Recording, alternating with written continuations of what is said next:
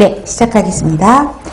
기본서 이론책 694페이지 챕터 2 영양요구입니다. 자, 영양요구 사정에서 신체 계측 자료를 보면 먼저 BMI가 있죠. 그러면 BMI를 한국말로 하면 뭐죠? 질량 지수라고 이야기하고 있죠. 그래서 BMI 계산 방법이 문제에 나오게 되는 걸 볼 수 있습니다. 그래서 밑에 보시면 키가 메타 기준이죠. 센티미터가 아니라 메타 기준이에요. 메타의 제곱. 그쵸?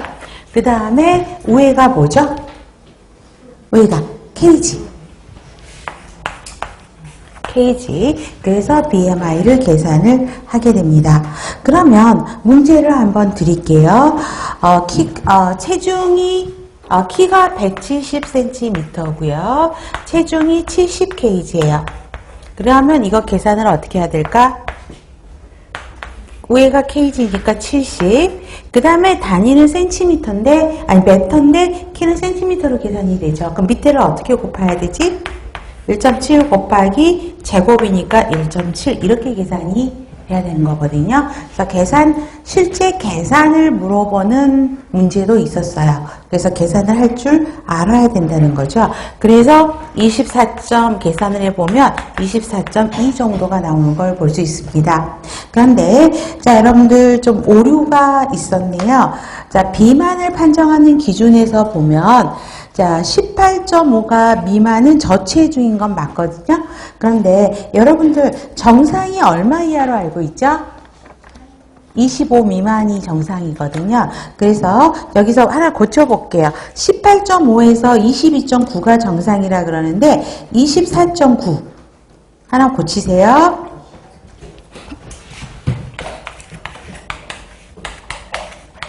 그러니까 25 미만이죠. 그쵸? 여기 이거를 정상이라고 합니다.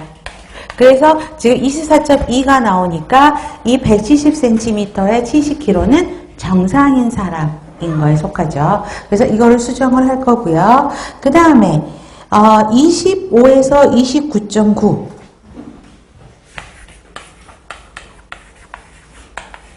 얘가 과체중이에요. 좀 죄송합니다. 그 이론서 책이 조금 수정이 좀 안 됐었던 것 같아요. 그래서 25에서 29.9가 과체중. 그 다음에 30 이상이 비만. 이렇게 수정을 좀 해주셨으면 좋겠습니다. 정정합니다. 고쳐주시기 바라겠습니다.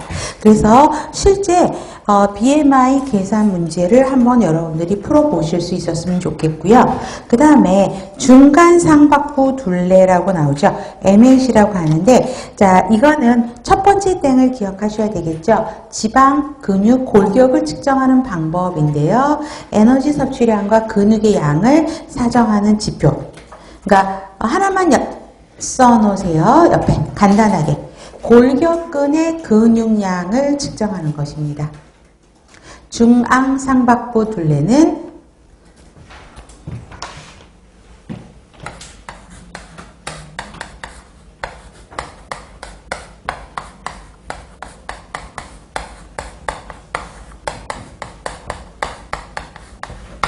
이거 하나만 써놓으시면 될 것 같고요.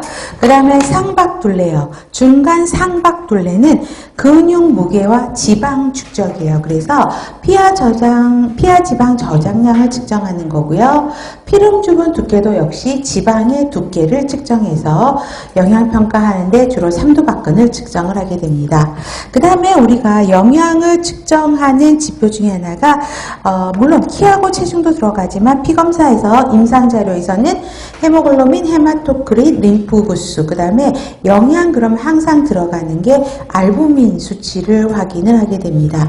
지방은 콜레스테롤, 그 다음에 트리글리세라이드가 이게 뭐지? 중성 지방이죠. 그래서 이런 것들을 확인합니다. 영양불량 위험 요소는 별표하세요. 자, 체중이 이상 몸무게보다 10% 적거나 그 다음에 20% 이상 많을 때, 최근에 몸무게가 10% 이상 감소할 때, 피부르주름 두께를 재는데 표준의 85% 이하일 때, 어린이의 성장률이 일관성이 없고 신장에 비해서 체중이 비정상일 때 영양불량이라고 한다고는 흐름으로 보셔도 됩니다. 그 다음에 두 번째, 섭취량과 배설량 측정인데요. 섭취량과 배설량은 항상 나오는 문제예요. 발표 많이 해야 되겠죠. 자, 그래서 그 정의보다는 어떤 항목이 섭취량에 들어가는지, 어떤 항목을 측정을 하는 게 섭취량인지, 배설량을 측정을 할 때는 어떤 항목을 측정하는지 이게 문제겠죠.